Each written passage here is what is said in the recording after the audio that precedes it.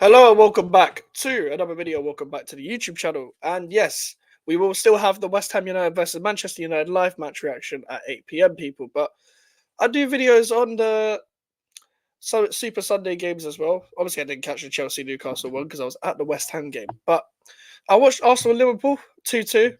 Make sure to like the video and subscribe if you are new. We're trying to hit 1K as soon as possible, people. And we did the match reaction for the Liverpool game last week because they were the main event last week against Chelsea. And listen, we complimented Liverpool quite a lot on what they were trying to do and what they did do in the game. But with this game, it was a bit different. I didn't like going into the game. I thought it'd be a draw. I thought it'd be like 1-1 though. I didn't think it'd be this many goals.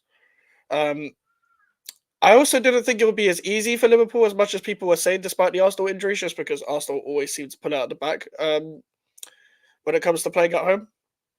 Even though you could argue they're a better away team, they always seem to step it up. I just think they did maybe not all they could, but we'll get into it. Like Arsenal were a better team in the first half by a long shot. A long shot. The way they were playing out from the back, they just got the best out of Liverpool. Liverpool weren't aggressive enough. I don't think they intended to be aggressive enough, but I think they needed to be. I think barring Kanate, I don't think you can really say many players for Liverpool that actually played that well in the first half. And I thought Arne Slot got the lineup spot on. I didn't originally when I first saw the Arsenal lineup, I thought, okay, it might get sticky for Arsenal, judging by the fact that Partey's at right back, etc. as well. But to be fair, Partey actually played quite well at right back. He played quite well. Can't even argue it, to be honest. I think to play at right back in this sort of game and when you're coming up against Diaz and Gakpo, played all right. Played all right, I have to say. And then obviously having Ben White at centre back as well, way better right back than he is at centre back, still played quite well for the circumstances. That just proves how much he doesn't trust Kivio and Zinchenko because Lewis Skelly came on as a left back when Timber was rushed back to fitness. And Lewis Skelly, a youngster that plays in midfield, a youth player that plays in midfield, is over the pecking order over Zinchenko. So I'm very interested to see what kind of lineup Arsenal line up with next week because Gabriel had ice on his knee. The problem is, even if these players are injured, they're going to get rushed back anyway. Odegaard, when he comes back, is going to get rushed back because Arteta doesn't know how to manage his squad. Like bringing Saka back and then playing him for as long as he did. Great goal, by the way, from Bukayo Saka. Great goal. Great ball from Ben White. And then the near post finish is kind of a Bukayo Saka's trademark now. But that was a beautiful finish. Maybe I know people could argue that goalkeepers should always do better when it comes to defending their near post, but I don't think you could really say much when it comes to what Kelleher was meant to do there. However, fair play to Arsenal there for that. And Robertson, yes, definitely should have done better. Had a horrible game. He didn't even have a good game against Chelsea, but they won, so it didn't really get talked about as much. But Madueke was giving him a game, and Saka's obviously better. And when Saka was taking him on, yeah, they were just leaving so many gaps. It was like Robertson's nowhere near the level that he used to be, and he hasn't been for the past 2 years. You could argue maybe 3, but it just looked too easy for Saka. And this is not a Saka that isn't even fully fit either. You can say the same for Timber, who didn't look like Jurriën Timber, like a typical comfortable on the ball type Jurriën Timber type player that he is. But Arsenal let it slip, man, because they were dominating that first half. That like in terms of they looked like the team that were really ahead. Obviously, Arne Slot was always going to switch it up, but let's get on to the second half. I didn't even think either team were that good in the second half. Like I thought 2-1 was fair. I thought if nobody scored in this half, like that would have represented the game quite well, to be honest with you. When it came to the way Liverpool played and the way Arsenal played, etc. I didn't think either team were that good. Arsenal kind of let it slip.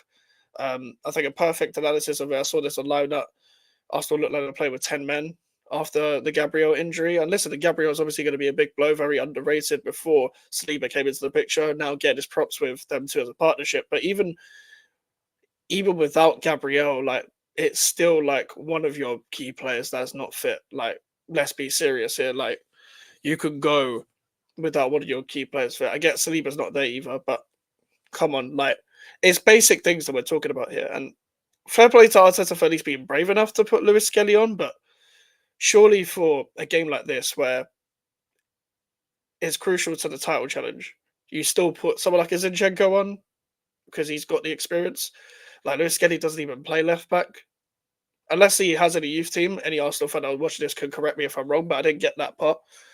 With Liverpool in general, I thought Trent was forcing a lot of passes. I thought they were wasting the ball. Gravenberch was wasting the ball to Barzalai when he came on. Didn't think Curtis Jones and McAllister had a bad game as well. Couldn't handle the physicality of anyone in that midfield. Thought Rice held his own. Thought Marino did well. Maybe I think the problem is with Marino. I think he takes too many touches. Thought Havertz and Trossard played their role well. I just think you can see the levels in quality. What Arsenal actually need is someone that can, play up front properly. I don't think Havertz can, be the guy who takes them to the league title as a striker, in my opinion.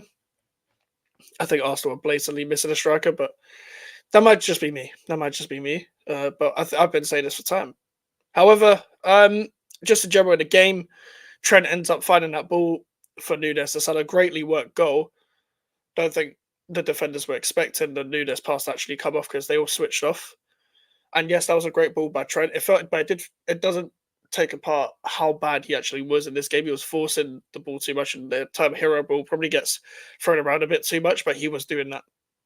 But at the same time, it kind of proves the final third quality that he has, where he can do a pass like that and it comes off.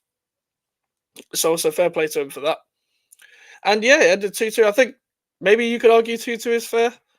I thought 2-1 would have been fair because as I said, I don't think either team would have level in the second half. I don't know whether Sterling was on the bench, by the way, but if Jesus is coming on as the winger above Raheem Sterling for Saka when he came off, then something's wrong.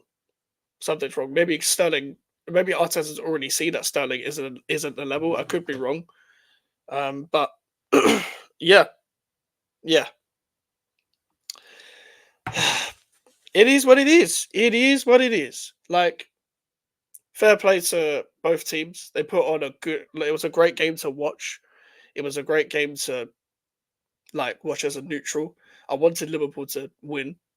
I thought Liverpool would get something, but it looked like for a long time that Arsenal would get over the line.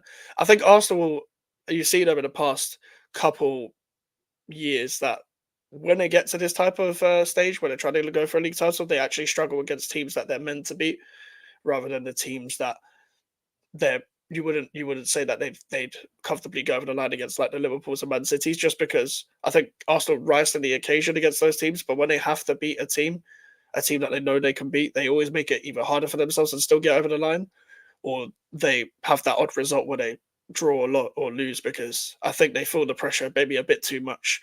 I do think it's a bit too much for Arsenal to be 5 or 6 points behind Liverpool and Manchester City.